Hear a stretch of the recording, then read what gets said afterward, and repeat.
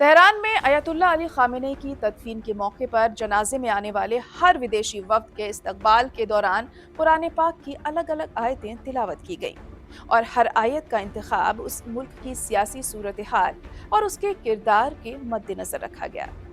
मिसाल के तौर पर सऊदी अरब के वफ्द के आने पर सूरह अल इमरान की आयत पढ़ी गई, जिसमें दो गिरोहों के आमने सामने आने का जिक्र है। तुर्की के वफ्द के लिए जिहाद में कोशिश करने वालों की फजीलत बयां करने वाली आयत तिलावत की गई, जबकि लेबनान, हमास, हिजबुल्लाह, यमन के हूती और कतर के लिए भी मुख्तलिफ आयतें पढ़े जाने का दावा किया जा रहा है।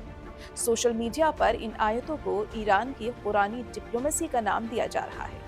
कई लोग इसे बेहद बारीक और गहरे पैगाम देने का अंदाज बता रहे हैं, तो कई तज्जियाकार इसे महज एक तशरीह और सियासी ताबीर करार दे रहे हैं। खास तौर पर सऊदी अरब के वफ्द के सामने पढ़ी गई सूरह अल इमरान की आयत को लेकर सबसे ज्यादा चर्चा हो रही है। कुछ लोगों का कहना है कि इसका इशारा जंगे बद्र के वाक़ये और हक़ बातिल की जद्दोजहद की तरफ था, जबकि दूसरे इसे सिर्फ मजहबी तिलावत मानते हैं, जिसमें जरूरत से ज्यादा सियासी मायने निकाले जा रहे हैं। फिलहाल ईरानी हुकूमत की तरफ से इस बारे में कोई तफसीली या आधिकारिक वजाहत सामने नहीं आई है कि अलग अलग वफ्दों के लिए आयतों का इंतखाब किसी खास सियासी पैगाम के तहत किया गया था या नहीं।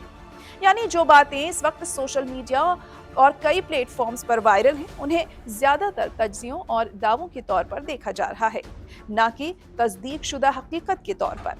लेकिन इतना जरूर है कि इस पूरे वाक़ये ने एक बार फिर मजहब, सियासत और डिप्लोमेसी के रिश्ते पर नई बहस छेड़ दी है।